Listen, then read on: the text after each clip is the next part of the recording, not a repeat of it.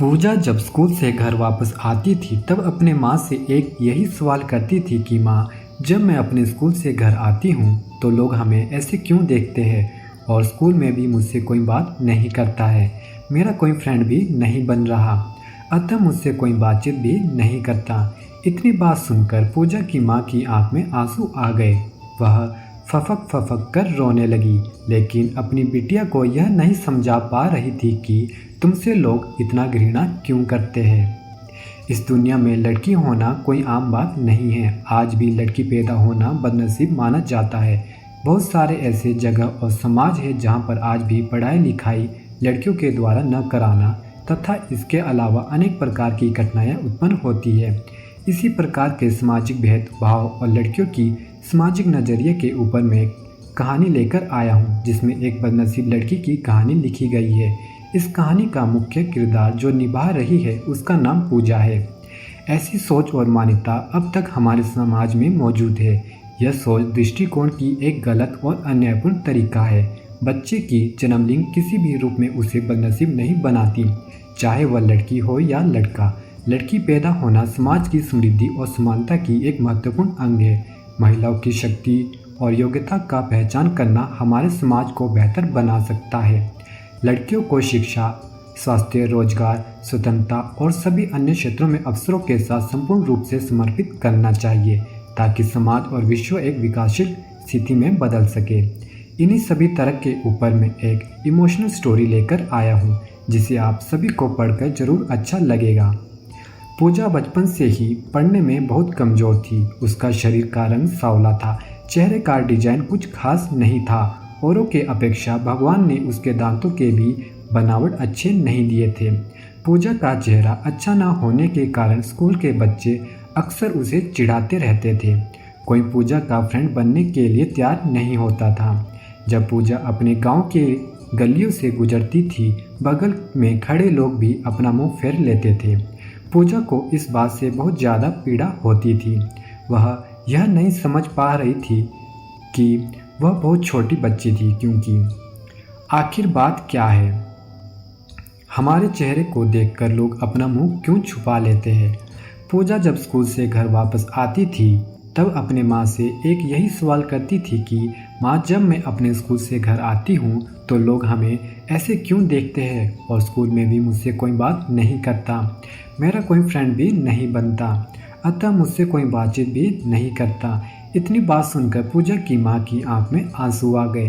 वह फफक फफक कर रोने लगी, लेकिन अपनी बिटिया को यह नहीं समझा पा रही थी कि तुमसे लोग इतना घृणा क्यों करते हैं।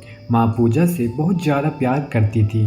गली मोहल्लों में पूजा को मनहूस जब लोग बोला करते थे, पूजा की माँ कड़ी शब्दों में जवाब दे देती थी। पूजा की माँ अपने कलेजे के टुकड़े को हर वक्त अपने साथ में रखती थी और जो भी उसे बोलता था उसके बदले में जवाब देती थी। पूजा धीरे धीरे अपनी पूरी उम्र जीने की एक आदत बना ली और जो लोग बोल रहे थे उसके पीछे कुछ और सुनने के लिए तैयार नहीं रहती थी। बस अपने काम से मतलब रखती थी, पढ़ाई करती थी और वापस घर लौट आती थी। धीरे धीरे पूजा बड़ी होती चली गई। अब उसकी उम्र शादी करने लायक हो गई थी। अब उसके पापा लड़का खोजने के लिए एक गांव से दूसरे गांव में जाने लगे, लेकिन जो भी लड़का वाला पूजा को देखने के लिए आता था वह बिना पसंद किए ही लौट जाता था। ऐसे बहुत बार हुआ। अब बहुत दिक्कत होने लगी पूजा को शादी करने में। पूजा के पापा भी थक चुके थे लड़का खोजते खोजते। ऐसा कोई गांव नहीं था जिस गांव में पूजा के पिता लड़का खोजने के लिए नहीं गए थे।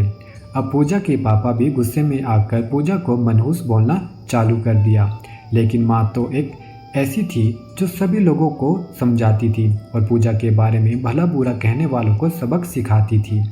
भगवान ने भी पूजा के साथ बहुत ही क्रूरता मजाक किए थे। शरीर के बनावट ऐसे बना दिए थे जिसे देखकर कोई भी लड़का वाला पसंद ही नहीं करता था। पूजा भी इस बात को लेकर चिंता कर रही थी कि पापा हमारे लिए इतने दूर दूर तक जाते हैं लड़का देखने के लिए, हमें कोई भी लड़का पसंद नहीं करता। पूजा अपने कामों में ज़्यादा व्यस्त रहती थी। वह खाना बनाने में बहुत ज़्यादा समय देती थी। पूजा को खाना बनाने में बहुत ज़्यादा मज़ा आता था। पूजा ने बहुत सारे खाना बनाने की रेसिपी के बारे में जानकारी हासिल कर रखी थी। इसके लिए उन्होंने किताबें, रेडियो, टीवी चैनल पर वीडियो देख रखी थी। पूजा के द्वारा बनाया गया खाना बहुत स्वादिष्ट और टेस्टी होता था। पूजा की तारीफ उसके चेहरे से कोई नहीं करता था, लेकिन उसके खाना बनाने का जो तरीका था, उसके खाने में जो स्वाद था, उसकी हर कोई तारीफ करता था। खाना बनाने में पूजा के जितने भी आजू बाजू में औरतें थीं, उन सभी औरतों में बहुत ज़्यादा फेमस हो गई थी। जिस औरत को लगता था कि आज नया खाना बनाना है और कुछ नया आइडिया आया या टेस्टी खाना बनाना है, तो औरत पूजा के पास जाकर जानकारी लेती थी। बहुत सारी औरत यह भी सोचती थी कि पूजा के द्वारा बनाए गए खाना को हम सीख लें, लेकिन यह उन सभी के बस की बात नहीं थी। पूजा के हाथ में ऐसा टाइमिंग जादू था जो पूजा के इस कला को कोई सीख नहीं पाया। पूजा का जीवन और उसका लाइफस्टाइल चक्कर उतार चढ़ाव में करता रहा था। माता पिता और रिश्तेदार बहुत कोशिश कर रहे थे कि पूजा की कहीं न कहीं शादी हो जाए। बहुत कोशिश के बाद माँ पापा ने एक लड़के वाले को मना लिया था। वे सब पूजा को देखने के लिए घर पर आने वाले थे। पूजा को इस बात की खबर लग जाती है कि हमारी शादी होने वाली है। पूजा दुखी हो जाती है और गुस्सा करने लगती है और पूजा रोने लगती है। कहने लगती है कि आप सब इतना सारे लड़कों वालों को देखने के लिए बुलाते हो, लेकिन कोई मुझे पसंद नहीं करता और जो भी आता है हमारी मजाक बनाकर चला जाता है। आप सबकी बदनामी होती है। गांव समाज बोलता है कि लड़के वाला देखने आया था और पूजा को पसंद नहीं किया। गांव वाले भी कहते हैं कि पता नहीं उसकी मम्मी पापा कैसे उसको जन्म दिए है। इन मनहूस को कहीं शादी ठीक नहीं हो रही है। पूजा की मां ने पूजा को समझाया कि शादी में अक्सर ऐसा होता रहता है, हर कोई किसी को पसंद नहीं होता। जिसे तुम पसंद आ जाओगी तो तुमसे शादी जरूर कर लेगा। तुम अपना ख्याल रखो, तुम अपने आप पर ध्यान दो। कौन तुम्हें पसंद करेगा या नहीं करेगा यह तुम उनके पर छोड़ दो। अगले दिन लड़का वाला पूजा को देखने आने वाले थे, लेकिन पूजा उसी दिन सुबह में ही सज संवर कर कहीं निकल गई थी। लड़के वाले घर पर आते हैं, लेकिन मम्मी पापा को नहीं पता था कि पूजा कहीं गई है। जब लड़की देखने की बारी आई तो पूजा घर में नहीं थी। लड़के वाले इस पर गुस्सा हो जाते हैं और खरी खोटी सुनाते हैं पूजा की मम्मी पापा को। वैसे भी पापा पूजा पर बहुत ज़्यादा गुस्सा करते थे, लेकिन उस दिन की हरकत से पूजा के पापा के ऊपर खून सवार हो गया। पूजा ने अपने पापा को गुस्से में पागल कर दिया था। उस दिन पूजा के पापा ने उसकी मम्मी पर सारा गुस्सा उतार दिया। पूजा के पापा ने उसकी मम्मी को बहुत भला बुरा कहे कि यह सब तुम्हारी सिर पर चढ़ाने की नतीजा है। तुम्हारी इसी वजह से आज पूजा ऐसा हरकत कर रही है। अब शाम का वक्त होने वाला था। पूजा घर को लौट चुकी थी। पूजा के चेहरे पर बहुत ज़्यादा खुशी थी और उसके हाथ में एक चेक था। पूजा कोई एक सर्टिफिकेट लेकर आई थी। पूजा ने अपने उपलब्धि के बारे में अपनी मम्मी से कुछ बोलने वाली ही थी कि इसी बीच पूजा की मम्मी ने उसको खरी खोटी सुनाना शुरू कर दिया। उसकी मम्मी ने पूजा को इतना खरी खोटी सुनाई कि पूजा सपने में भी यह नहीं सोच पाती कि मम्मी आज हमें इतना भला बुरा बोलेगी। इससे पहले पूजा की मम्मी ने पूजा को इस तरह के शब्दों का उच्चारण नहीं की थी। पूजा की माँ ने एक बात बोली पूजा से कि बाकी सब लोग सही कह रहे थे कि तुम सच में मनहूस हो। आज तुम्हारी वजह से सब कोई परेशान है। अच्छा तो होता कि तुम पैदा ही नहीं होती, मर जाती। आज यह दिन हमें देखने को नहीं पड़ता। गांव घर में मेरा सिर नहीं उठ पा रहा है। पूजा इस वाक्य को सुनकर अवाक थी। वह कुछ बोल नहीं पा रही थी, क्योंकि जब पूजा बोलने की कोशिश कर रही थी उसकी मम्मी के शब्दों से इसकी आवाज़ दब जाती थी। पूजा चुपचाप निठुर भाव से खड़ी थी। पूजा की आंख से आंसू बह रहे थे। पूजा बिल्कुल व्याकुल हालत में खड़ी थी। वह कुछ बोल भी नहीं पा रही थी। पूजा अपने माँ से एक ही सवाल कर रही थी, माँ क्या मैं इतनी बदनसीब हूँ कि मुझे आप मारना चाहती थी? क्या मैं मर जाऊँ? मैं इतनी बुरी हूँ, आप मुझे मारना चाहती थी? मैंने ऐसी क्या गलती कर दी है? पूजा के द्वारा बोला गया एक भी बात का असर उसकी मम्मी पर नहीं था। पूजा की मम्मी काम कर रही थी और गुस्से में पूजा के ऊपर में अनेकों बात का प्रहार कर रही थी। पूजा निठुर भाव से अपनी मम्मी की ओर देख रही थी और उसके बातों को सुन रही थी। आंख से आंसू बहा रही थी, लेकिन पूजा चुपचाप खड़ी रही। पूजा एक ही सवाल कर रही थी, माँ क्या आप मुझे मारना चाहती थी? गुस्से में मम्मी ने भी बोल दिया। हाँ। पूजा बिना एक पल बिताए ही सीधा अपने कमरे में जाकर दरवाज़ा बंद कर लेती है। 1-2 मिनट के बाद में मम्मी का गुस्सा शांत होता है। तब पूजा की मम्मी को अपनी गलती का एहसास होता है। उसकी मम्मी पूजा के रूम में गई और दरवाज़ा खोलने के लिए बोली, लेकिन पूजा ने अपने रूम को अंदर से बंद कर लिया था। पूजा के माँ ने जब देखा कि पूजा अंदर से दरवाज़ा बंद कर ली है, पूजा के माँ ने सोचा कि यह कोई गलत कदम नहीं उठा ले, इसलिए पूजा की मम्मी ने उसके पापा को पास तुरंत कॉल किया घर आने के लिए। दोनों ने दरवाज़ा खोलने के लिए काफ़ी कोशिश की, लेकिन पूजा ने दरवाज़ा नहीं खोला। कुछ समय बीतने के बाद पूजा के पापा को एहसास हो गया कि पूजा कुछ गलत कर रही है। पूजा के पापा ने तुरंत दरवाज़ा को तोड़ दिया।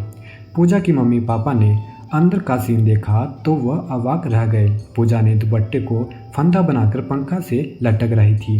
अभी ज़्यादा वक्त नहीं हुआ था, वह सिर्फ बेहोश ही हुई थी। माँ और पापा ने तुरंत उसे उठाकर पंखे से अलग किए, फिर गले से दुपट्टा निकाला और बेड पर पूजा को लेटा दिया। स्थिति को देखते हुए उन्होंने तुरंत डॉक्टर को कॉल लगाया। माँ की नज़र अपनी लाडली बेटी पूजा के मुट्ठी बांध हाथ पर जाता है। हाथ में एक चिट्ठी रहती है और टेबल पर पड़ी 5 लाख का चेक मिलता है, जिसमें 5 स्टार होटल में शेफ की नौकरी करने के लिए कमर्शियल लेटर थी। उसी कमर्शियल लेटर और चिट्ठी को लेने के लिए पूजा बाहर गई हुई थी। कुछ समय के बाद डॉक्टर आते हैं और पूजा का इलाज करते हैं। डॉक्टर पूजा के चेकअप करने के बाद बोलते हैं कि शुक्र है लड़की बच गई, कुछ सेकंड और देरी होती तो आज यह लड़की हम सभी के बीच नहीं रहती। पूजा बेड पर बेहोश अवस्था में पड़ी थी। डॉक्टर ने बोला कि पूजा धीरे धीरे कुछ घंटों में ठीक हो जाएगी। मैं दवा लिख दे रहा हूँ, जिसे आप मेडिकल स्टोर से मंगा लीजिए। माँ और पापा ने उस चिट्ठी को खोलकर पढ़ा, जिसमें कुछ इस प्रकार से लिखा था। मम्मी और पापा, मैं जानती हूँ कि मैं जन्म से लेकर आज तक कोई ऐसा कार्य नहीं की जिससे आप लोगों को गर्व महसूस हो, लेकिन मैं आपको बताना चाहती हूँ कि मैं खाना पकाने में नेशनल लेवल कंपटीशन को जीत चुकी हूँ। इसमें मुझे 5 लाख का चेक और प्रथम स्थान मिला है। मेरे द्वारा बनाया गया खाना ऑर्गेनाइजेशन को इतना पसंद आया कि वह मुझे एक बहुत बड़े होटल में बतौर मास्टर शेफ की नौकरी के लिए कमर्शियल लेटर भी दे दिया था। पूरी दुनिया मेरे खिलाफ हो, मुझे इस बात का कोई फ़र्क नहीं पड़ता और नहीं पापा की कड़वी बातें मुझे रुलाती थी। मैं पापा से हर वक्त प्यार करती थी और मम्मी को दिल से चाहती थी। मैं जानती थी कि मम्मी और पापा केवल बाहर से ही सख्त दिखते हैं, लेकिन अंदर से मुझे बहुत ज़्यादा प्यार करते हैं। यदि मम्मी और पापा मुझे प्यार नहीं करते तो मेरे लिए बिना कहे हुए कपड़े, मिठाई, किताबें नहीं लेकर देते। माँ की ममता और प्यार को कोई क्या बयां कर सकता है। माँ मेरी चाहत और दुनिया थी। पापा की प्यार मुझे बहुत सताएगी। मैं अब इस दुनिया को अलविदा कह रही हूँ। मैं जानती हूँ कि आपने कभी ना कभी भगवान से प्रार्थना जरूर की होगी कि अगले जन्म में मेरे को ऐसी औलाद मत दीजिएगा, लेकिन मैं भी भगवान से प्रार्थना करती थी कि अगले जन्म में क्या 7 जन्मों तक मुझे आप जैसे ही मम्मी पापा मिले, और आज यही प्रार्थना कर रही हूँ। मैं उस भगवान के पास जा रही हूँ जिसे आप लोग बहुत पहले ही वहाँ पर भेजना चाहते थे। चिट्ठी में बहुत सारी इमोशनल बातें लिखी गई थी, जिसे पढ़कर पूजा की मम्मी पापा की पांव तले ज़मीन खिसक गई। पूजा के मम्मी पापा बहुत पछतावा कर रहे थे और उनकी आंख से आंसू बहुत ज़्यादा गिर रहे थे। पूजा बेड पर भीड़ पड़ी हुई थी। उसकी माँ उसके सिर पर हाथ फेर कर रो रही थी। पिता को बर्दाश्त नहीं हो रहा था, वह भी पूजा के लिए ज़ोर ज़ोर से चिल्लाकर रोने लगे।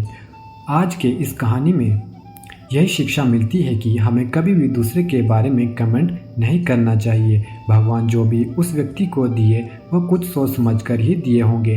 दूसरे पर कमेंट करने से पहले खुद को भी देख लेना चाहिए कि हमारे अंदर कितना अवगुण है। दोस्तों, आपको हमारी आज की कहानी कैसी लगी कमेंट करके ज़रूर बताइएगा। साथ ही हमारे YouTube चैनल हिंदू ज्ञान सागर को सब्सक्राइब, लाइक एंड शेयर करना ना भूलें। धन्यवाद।